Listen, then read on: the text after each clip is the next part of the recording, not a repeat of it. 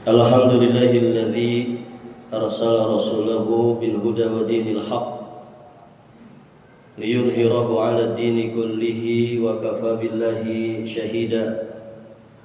Asyhadu an la ilaha illallah wahdahu rabbi la syarikalah wa asyhadu anna Muhammadan abduhu wa rasuluh. Qala Allah ta'ala fi kitabihil karim, يا أيها الذين آمنوا اتقوا الله حق تقاته ولا تموتن إلا وأنتم مسلمون. أما بعد، اللهم إنا نسألك علما نافعا ونعوذ بك من علم لا ينفع. يا حي يا قيوم برحمتك نستغيث أصلح لنا شأننا كله ولا تكلنا إلى أنفسنا طرفة عين. Para hadirin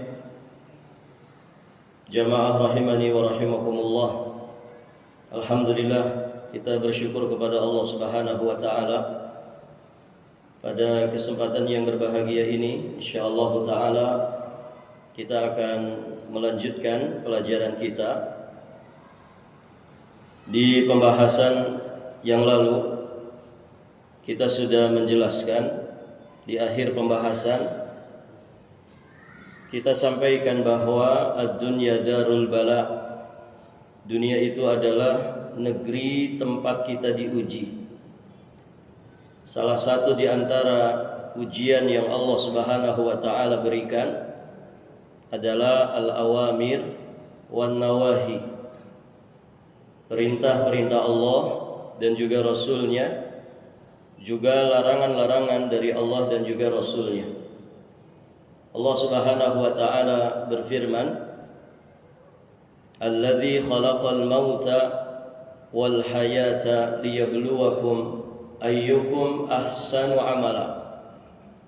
Dialah Allah yang telah menciptakan kematian juga kehidupan. Untuk apa Allah ciptakan kematian dan kehidupan?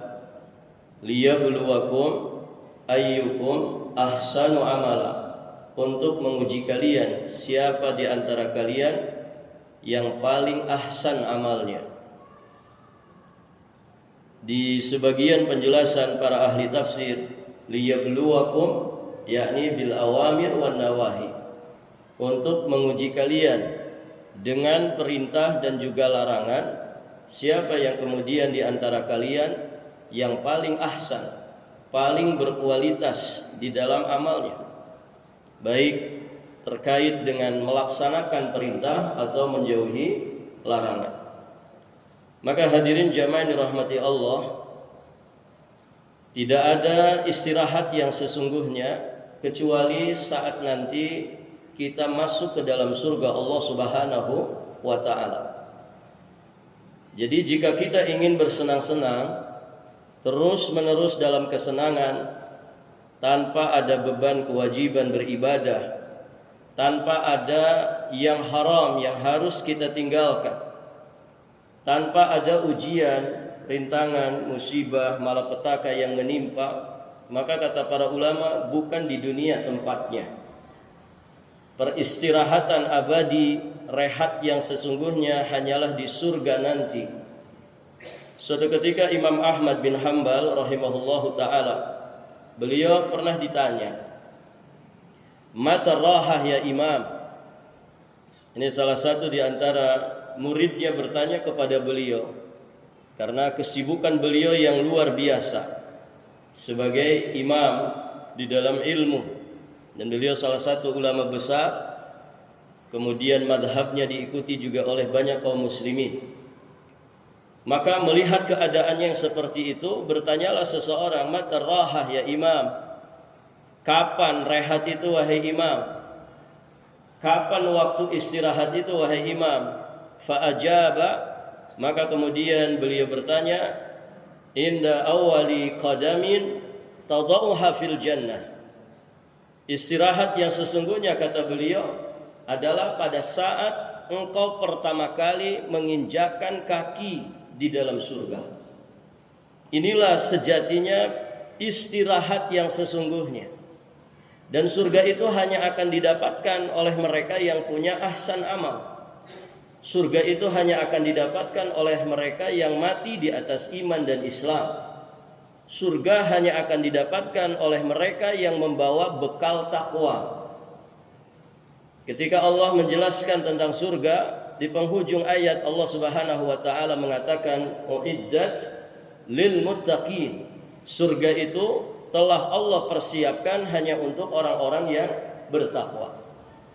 Maka Bapak Ibu yang dirahmati Allah, kita mesti senantiasa memiliki semangat, menjaga motivasi semangat kita dalam beramal. Dan sudah kita sampaikan, ada sekian hambatan rintangan yang akan menghadang kita saat kita berjuang untuk mewujudkan amal saleh dalam kehidupan kita. Maka motivasi itu harus selalu terus dipupuk, harus selalu terus kita kuatkan di dalam jiwa dan raga kita untuk mengimbangi setidak-tidaknya. Syukur-syukur mengalahkan berbagai macam paparan dari kehidupan dunia ini. Karena sejatinya dalam kehidupan dunia ini, iklan tentang dunia lebih mendominasi. Paparan-paparan tentang kenikmatan dunia itu lebih mendominasi. Orang-orang yang kemudian terfitnah oleh dunia lebih mendominasi dibandingkan mereka yang mengingat kehidupan akhirat.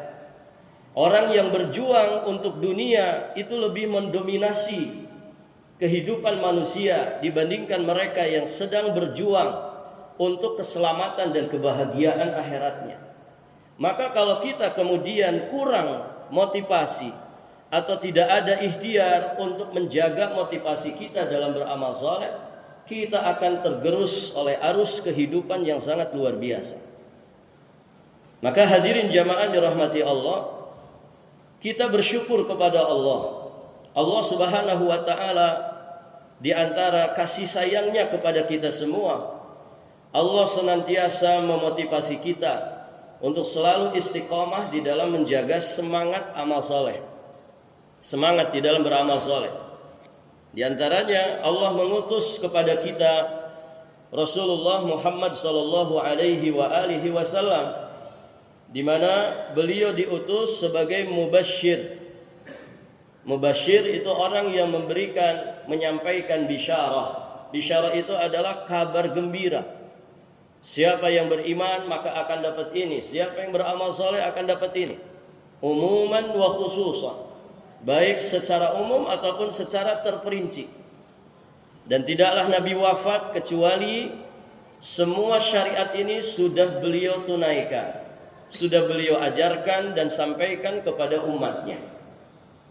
Kemudian kasih sayang Allah yang berikutnya, Allah Subhanahu wa taala membekali Nabi dengan wahyu, yakni Al-Quran dan juga sunnah, yang diantara inti pembahasannya menjelaskan tentang fadilah-fadilah amal. Kemudian juga Allah Subhanahu wa taala memunculkan ulama rabbani dari zaman ke zaman, yang kemudian mereka gigih di dalam memperjuangkan agama ini, mendakwahkan agama yang hak dengan pemahaman dan juga pengamalan yang benar. Allah Subhanahu wa taala juga memberikan pahala atas amal-amal soleh yang dikerjakan para hambanya, tidak hanya pahala yang sifatnya untuk kehidupan akhirat, namun juga ternyata Allah Subhanahu wa taala memberikan pahala dunia. Dan ini yang mungkin jarang disadari oleh sebagian kaum muslimin. Para hadirin jamaah dirahmati Allah, sejatinya apa yang membuat kita bahagia di akhirat, apa yang membuat kita selamat di kehidupan akhirat, maka itu pula yang sejatinya menjadikan kita selamat dan bahagia di dunia. Jadi kalau kita beribadah kepada Allah dengan iman, dengan tuntunan Nabi SAW, dengan motivasi yang besar sebagaimana petunjuk Al-Quran dan juga Sunnah, maka sejatinya fadilahnya akan kita dapatkan tidak hanya di akhirat nanti, di dunia saja kita akan mendapatkannya. Dan ternyata secara umum fadilah dari amal soleh di dunia yang kita dapatkan, itulah yang menjadi dambaan setiap manusia. Para jamaah, orang itu hidup di dunia pengen apa? Ini jangan bicara dulu akhirat, di dunia. Kalau kita tanya orang, apa yang Anda inginkan dalam kehidupan dunia ini? Jawabannya apa? Saya ingin bahagia dunia, saya ingin nyaman, tenang hidup di dunia. Begitu kan? Kan kebahagiaan batin, kebahagiaan hati yang dicari manusia. Kebayang para jamaah kalau orang itu tidak punya pedoman, kalau orang itu tidak mau belajar agama, sehingga dia tidak mengerti ilmu untuk mencari kebahagiaan dan ketenangan di dunia ini. Sehingga mohon maaf, sebagian orang ada yang cari bahagia dunia itu dengan sesuatu yang di luar dirinya. Dan para ulama menegaskan, cari bahagia di dunia dengan dunia tidak akan pernah bahagia. Cari bahagia di dunia jangan dengan dunia. Cari bahagia di dunia dengan apa yang membuat kita bahagia di akhirat. Baru akan kita dapatkan bahagia dunia itu. Kalau kita cari bahagia di dunia dengan materi dunia, selama-lamanya tidak akan pernah kita dapatkan kebahagiaan itu. Mohon maaf, ada nggak orang kaya yang hidupnya nggak bahagia? Ada Pak? Banyak. Kalau orang miskin tidak bahagia, nggak usah ditanya itu. Ya. Tapi para jamaah, yang aneh itu orang kaya tapi tidak bahagia hidupnya. Kan aneh Pak. Dia sebetulnya memiliki sarana untuk bahagia, tapi ternyata ada yang tidak bahagia. Saya sering bercerita karena cerita ini luar biasa. Fakta nyata bahwa bahagia kita itu bukan karena dunia. Ada ibu-ibu Pak, seorang istri telepon ustadz. Dia nelfon seorang ustadz, curhat kepada ustadz. Di curhat itu, si ibu itu langsung cerita, ustadz saya tidak bahagia. Begitu. Prolognya saja sudah seperti itu. Akhirnya si ustadz tanyakan, emang kenapa? Suaminya nggak perhatian? Oh sangat perhatian. Para jamaah, saya dikasih, kata si ibu ini, saya dikasih jatah 1 bulan bersih 80 juta. Saya tanya di sini, bapak-bapak yang ngasih istrinya sebulan 80 juta, siapa? Hah? Kelihatan dari wajah-wajahnya nggak ada kayaknya. Ini bersih Pak. Nanti urusan pendidikan anak, urusan sumur, dapur, kasur, listrik itu lain lagi. Ini bersih, ngasih istrinya 80 juta, bersih. Si istrinya curhat ke ustadz, saya nggak bahagia. Coba kalau istri bapak dikasih segitu, bahagia nggak kira-kira? Hah? Bahagia nggak kira-kira? Belum tentu, buktinya ada yang nggak bahagia. Nah itu para jamaah. Jadi jangan cari bahagia dunia dengan dunia, selama-lamanya nggak akan dapat. Nah kita bersyukur kepada Allah, ternyata iman dan amal soleh yang telah diajarkan oleh Allah dan Rasulnya, itu salah satu fadilah dunianya, kita akan mendapatkan kebahagiaan hakiki, ketumakninahan di dalam hidup. Dan itu menjadi dambaan setiap orang. Hadirin jamaah dirahmati Allah. Maka cari bahagia dunia itu dengan iman dan amal soleh, bukan dengan dunia. Kalau kita cari bahagia dunia dengan harta, dengan pangkat, jabatan, dengan kursi, barakallahu fiikum, tidak akan kita mendapatkan kebahagiaan dunia itu. Ini dijelaskan oleh Syekhul Islam Ibnu Taimiyah alaihi rahmatullah, yang dinukilkan oleh muridnya Imam Ibnu Qayyim al-Jauziyah alaihi. Imam Ibnu Qayyim al-Jauziyah rahimahullahu taala dalam kitabnya Madarijus Salikin, beliau menjelaskan, idza lam tajid lil amali halawatan fi qalbika wa inshirahan fattahimhu Fa inna Rabba ta'ala syakurun. Apabila engkau tidak mendapatkan kelezatan dan kebahagiaan pada amal yang engkau kerjakan, maka engkau harus curigai dirimu sendiri, curigai amalmu. Jadi kalau kita melakukan amal soleh, kemudian ternyata amal ini belum menjadikan kita bahagia, tidak mendapatkan rasa lezat, rasa manis dari ibadah itu. Karena iman dan amal soleh sejatinya punya rasa. Rasa dari iman dan amal soleh itu halawah, rasa manis, rasa lezat yang kemudian akan menenteramkan jiwa dan raganya. Maka kalau ini tidak didapatkan, kata Syekhul Islam Ibnu Taimiyah, fattahimhu, curigai dirimu sendiri, curigai amalmu. Artinya mesti ada yang harus dievaluasi dari amalmu, mesti harus ada yang dikoreksi pada amalmu.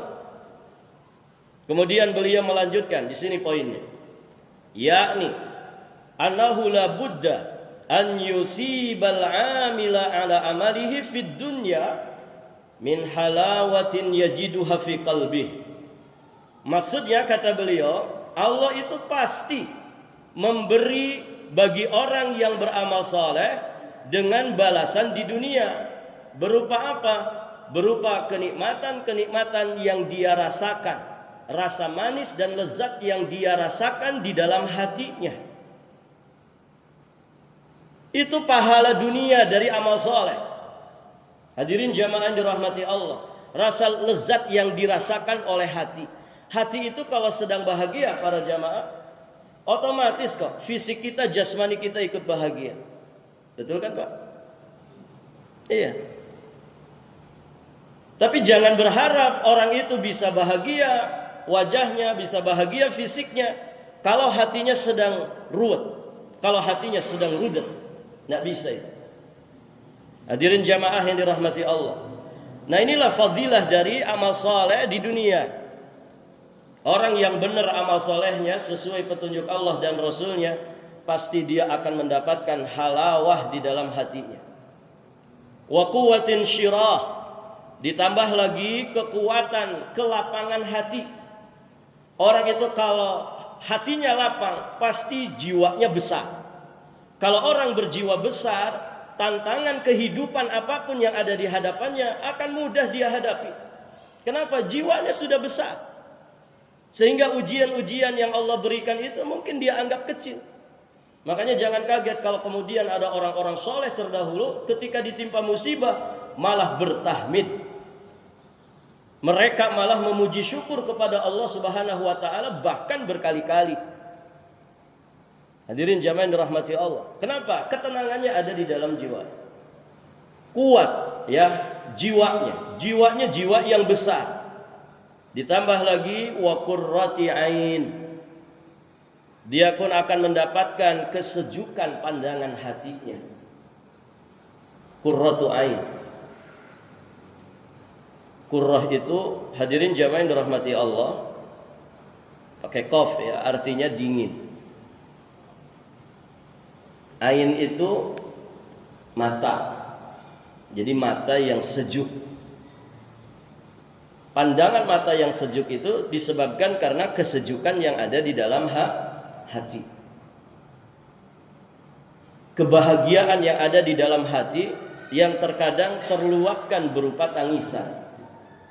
Nah, tangisan kebahagiaan itu kata para ulama, dijelaskan juga oleh Imam Ibnu Qayyim, tangisan kebahagiaan itu air matanya sejuk.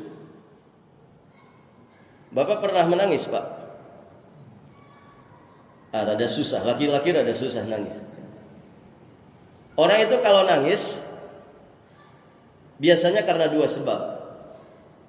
Pertama, sedih, kecewa, marah, begitu ya. Yang kedua karena saking senang dan bahagia. Betul kan, Pak? Nah, tangisan kebahagiaan itu air matanya sejuk, dingin. Jadi kalau Bapak nangis cepat pegang itu, air mata yang keluar itu. Kalau panas itu kesedihan. Tapi kalau sejuk, maka itu kebahagiaan. Nah, qurratu ain itu kebahagiaan di hati yang kemudian terluapkan berupa tangisan. Dan tangisan kebahagiaan, hadirin jamaah yang dirahmati Allah, air mata tangisan kebahagiaan itu dingin, sejuk, sehingga disebut qurratu ain. Kesejukan pandangan mata yang disebabkan karena kebahagiaan hati yang terluapkan dalam tangisan. Jadi kalau istri bapak menangis, cepat pegang air mata. Kalau panas, berarti sedang marah sama bapak. Hadirin jamaah yang dirahmati Allah. Barakallahu fikum. Nah itu para jamaah. Jadi orang yang beramal soleh di dunia, mereka mendapatkan fadilah dunia berupa tadi halawah, ya rasa manis, rasa lezat yang dia dapatkan di hatinya. Kemudian dia akan memiliki kekuatan kelapangan hati, jiwanya akan menjadi jiwa yang besar. Kemudian dia akan mendapatkan qurratu ain di dalam kehidupannya. Fahaitsu lam yajid dzalika fa'amaluhum madkhul. Kalau kemudian fadilah dunia ini belum didapatkan, maka kata Syekhul Islam Ibnu Taimiyah, pasti ada kekurangan pada amal ibadahnya. Begitu Pak, cara ngeceknya begitu. Kalau ibadah yang selama ini kita kerjakan kok belum menenangkan hati kita, belum membahagiakan diri kita, belum kita rasakan lezat dan manisnya, maka segera koreksi amal kita. Karena pasti ada kekurangan di dalam amal ibadah kita. Nah itu para jamaah yang dirahmati Allah. Jadi di dunia saja sudah luar biasa. Kalau orang mendapatkan halawah fi qalbi, quwwatin insyirah, kemudian qurratu ain. Kalau dia dapatkan di dunia ini, maka sejatinya dia sudah berada di surga dunia sebelum nanti di surga akhirat. Tidak peduli orang memandangnya seperti apa. Mungkin dia memandangnya, mereka memandangnya dia ini orang miskin, dia ini orang susah. Namun hadirin jamaah yang dirahmati Allah, kebahagiaan itu bukan apa yang kasat mata.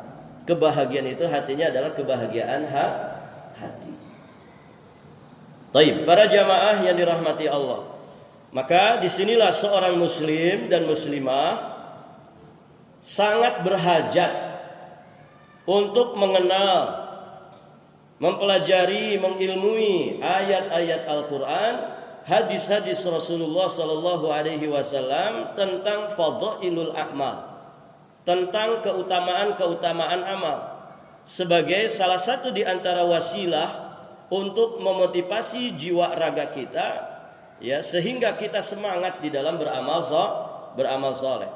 Hadirin jamaah yang dirahmati Allah.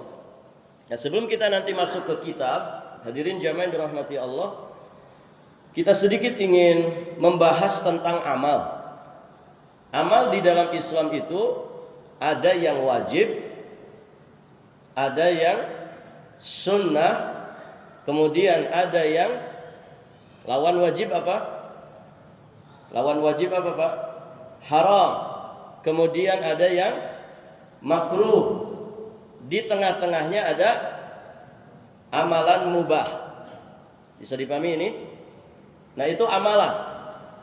Hadirin jamaah yang dirahmati Allah, kalau bicara fadilah amal, maka sejatinya kita bicara 5 hukum ini. Karena itulah hukum di dalam amal. Maka fadilah amal itu ada pada melaksanakan yang wajib, mengerjakan yang sunnah, meninggalkan yang haram, kemudian meninggalkan yang makruh, dan kemudian berusaha bagaimana amal-amal mubah dalam keseharian kita itu kita setting bisa jadi pahala. Nah ini indahnya ajaran Islam. Maka seorang muslim mukmin, seorang yang memiliki ilmu dan pedoman di dalam hidup dan kehidupannya, dia cari pahala bukan dari mengerjakan yang wajib dan sunnah saja, tapi dia pun berusaha cari pahala dari meninggalkan yang haram. Dia juga berusaha cari pahala dari meninggalkan yang makruh. Bahkan dia juga berusaha cari pahala dari amal-amal mubah dalam kesehariannya. Apa amal yang mubah para jamaah contohnya? Makan, minum, begitu ya? Makan, minum pada asal hukumnya mubah. Tapi kalau kemudian mengakibatkan kita binasa, maka menjadi wajib. Sekedar untuk menegakkan tulang punggung. Berapa kali makan yang wajib?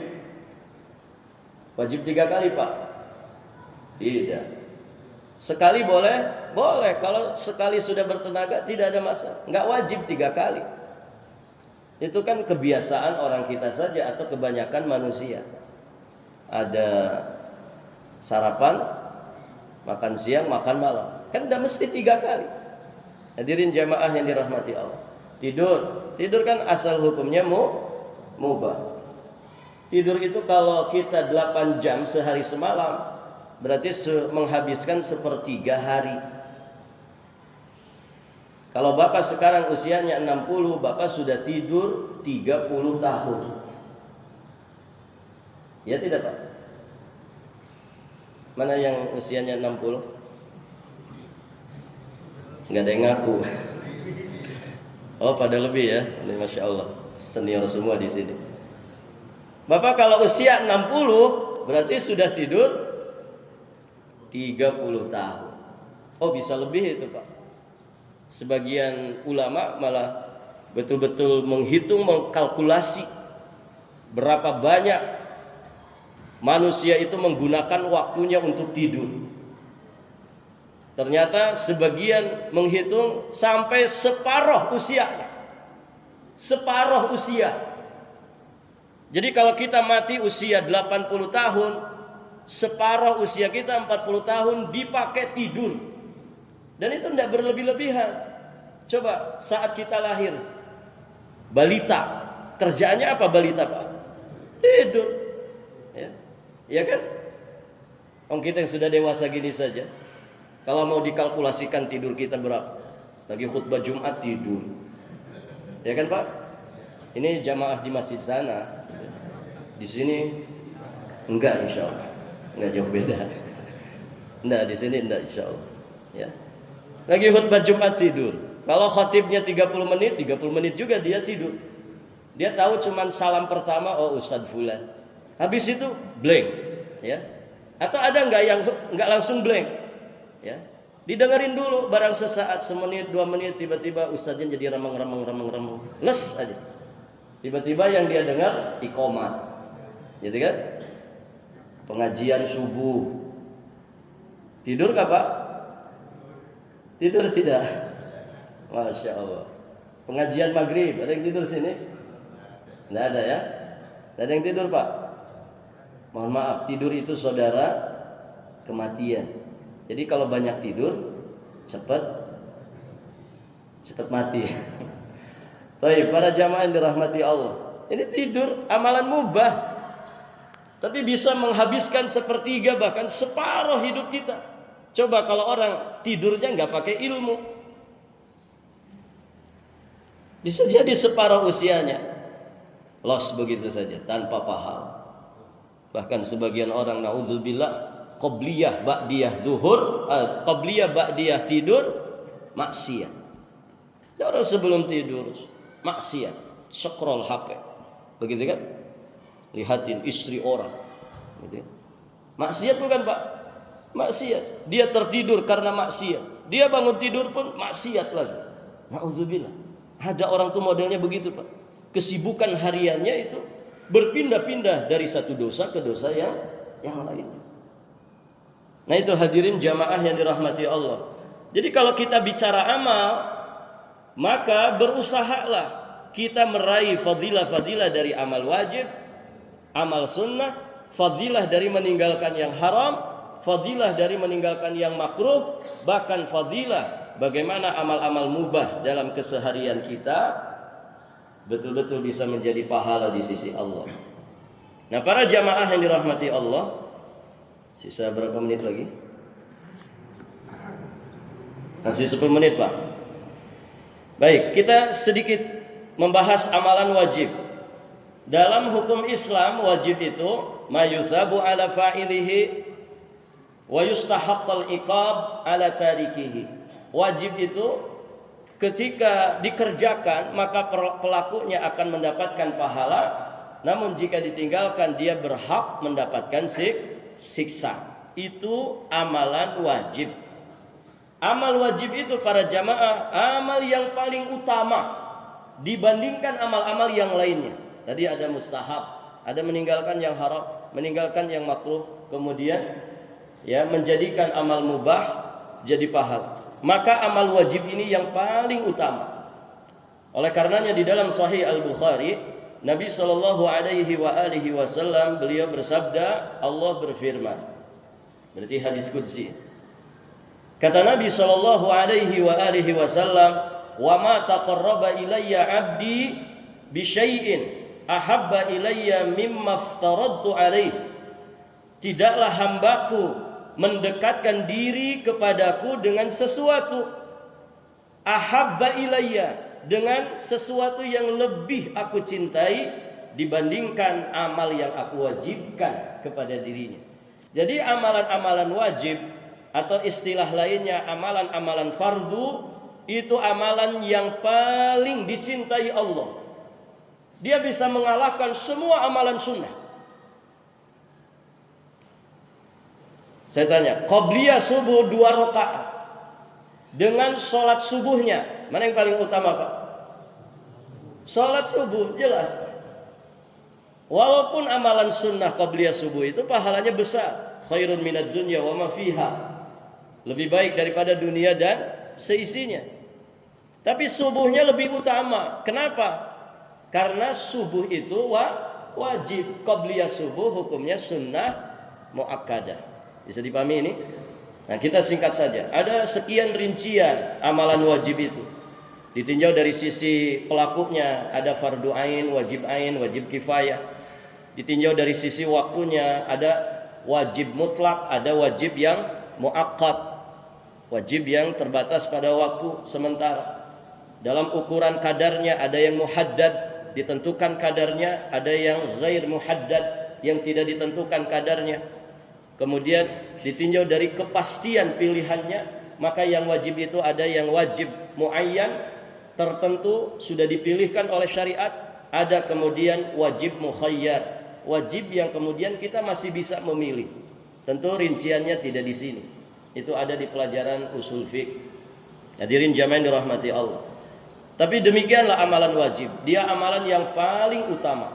Yang kedua, amalan sunnah. Hadirin jamaah yang dirahmati Allah. Amalan sunnah. Nah, ini amalan setelah amalan wajib. Hadirin jamaah yang dirahmati Allah. Di hadis qudsi tadi, kelanjutannya disebutkan, "Wa ma yazalu 'abdi yataqarrabu ilayya bin nawafil hatta uhibba." Dan tidaklah hambaku terus-menerus mendekatkan diri kepadaku dengan amal-amal sunnah sampai aku mencintainya. Jadi amalan sunnah itu amalan yang dicintai oleh Allah. Amalan wajib, amal yang paling dicintai Allah. Jadi kalau ada 2 orang mendekat kepada Allah, taqarrub kepada Allah, yang satu dengan amal wajib tok, yang satu dengan amal sunnah saja, mana yang benar? Yang mendekat kepada Allah dengan amalan wajib. Karena orang mengamalkan sunnah tidak mengamalkan wajib berdosa. Ya, berdosa. Ada orang taraweh Pak, luar biasa taraweh, tidak pernah absen, tapi enggak sholat isya. Benar enggak ini? Enggak benar. Ustaz kan taraweh kalau di Namirah malah 1 jam, masa enggak pahala? Ya.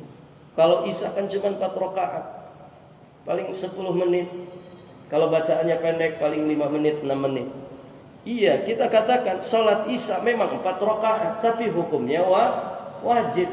Anda dosa kalau meninggalkan sholat isya, namun tidak berdosa walaupun rugi kalau Anda tidak sholat tarawih.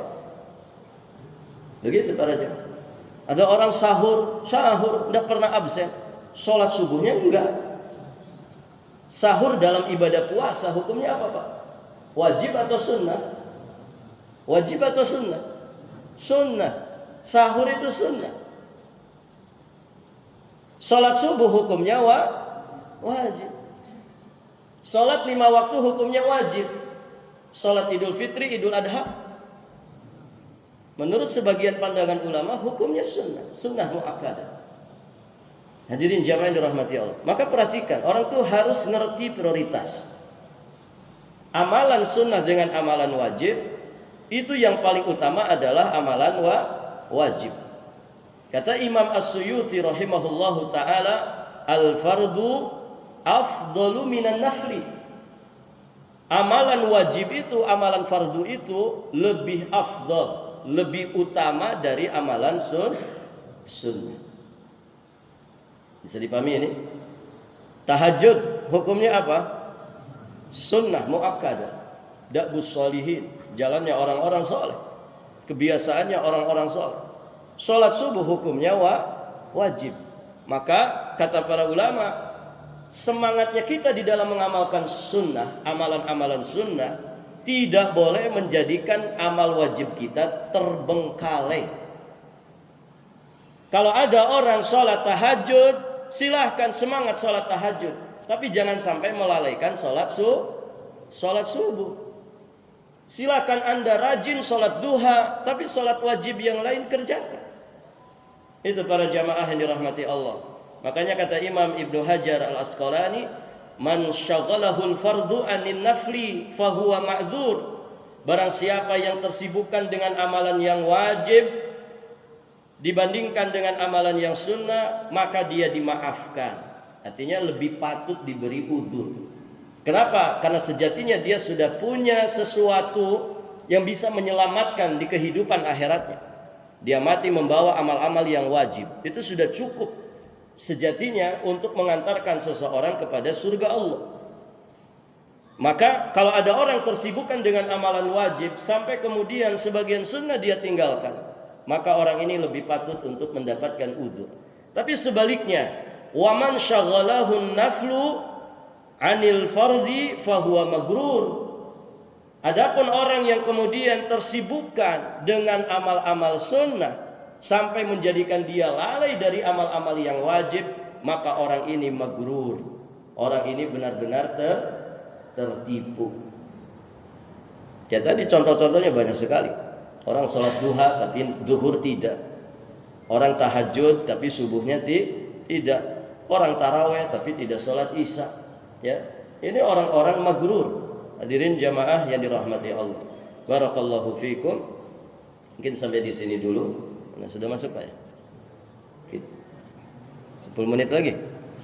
4 menit? Baik para jamaah. Nah, nanti kita juga ini sedikit lagi sebetulnya. Qadarullah nggak sampai waktunya. Jadi meninggalkan yang haram. Meninggalkan yang haram itu ternyata Pak itu amal soleh. Taroka yatruku itu kan fi'il. Ya, fi'il itu kata kerja. Meninggalkan itu kan kerjaan. Sebetulnya kerjaan. Maka orang yang meninggalkan yang haram itu berarti dia sedang beramal soleh. Apakah pasti berpahala? Iya. Kalau dia meninggalkannya karena Allah. Dan ada hadis tentang itu. Berarti kalau ada orang meninggalkan yang haram tapi bukan karena Allah, dapat pahala enggak? Dapat pahala enggak? Tidak dapat pahala. Dapat dosa? Dapat dosa enggak? Ada orang nih, si A ditanya, "Kenapa kamu enggak zina?" Ya, haram itu. Dalam agama saya itu haram, dosa besar. Ya, siksanya mengerikan nanti di akhirat. Terus kenapa kamu enggak zina? Ya saya tinggalkan karena Allah, karena itu diharamkan. Nah, orang kayak gini dapat pahala. Yang kedua, ketika ditanya, "Kenapa kamu enggak zina?" Ya, dia punya duit. Misal lagi lemas aja, kurang mood.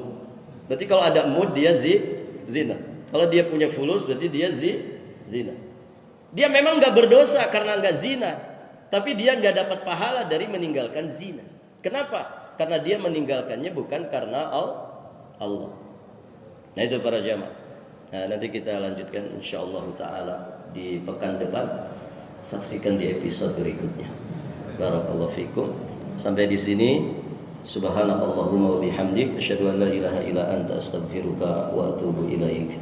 Wassalamualaikum warahmatullahi wabarakatuh.